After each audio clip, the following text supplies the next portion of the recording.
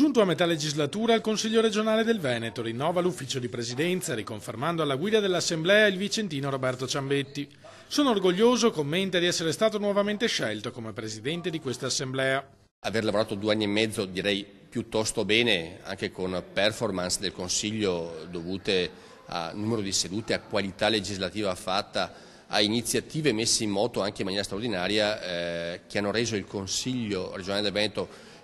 uno, se non il migliore consiglio a livello italiano, appunto, serve assolutamente per guardare avanti ai prossimi 2 anni e mezzo con lo stesso spirito che abbiamo fatto appunto nella prima metà legislatura. Confermati anche i 2 vicepresidenti Massimo Giorgetti e Bruno Pigozzo, nuovo ingresso invece come segretario di Simone Scarabel del Movimento 5 Stelle, rimasto escluso dalla spartizione delle cariche all'indomani delle elezioni. È una grande responsabilità e vedo che dopo l'elezione del vicepresidente in Parlamento europeo le forze politiche, anche in questo caso in Consiglio regionale, ci danno atto dell'impegno che ci stiamo mettendo, della reale nostra forza anche politica, e quindi era doveroso che un componente del Movimento 5 Stelle fosse in ufficio di presidenza. Sarà una figura di garanzia per il Consiglio e per tutti i cittadini.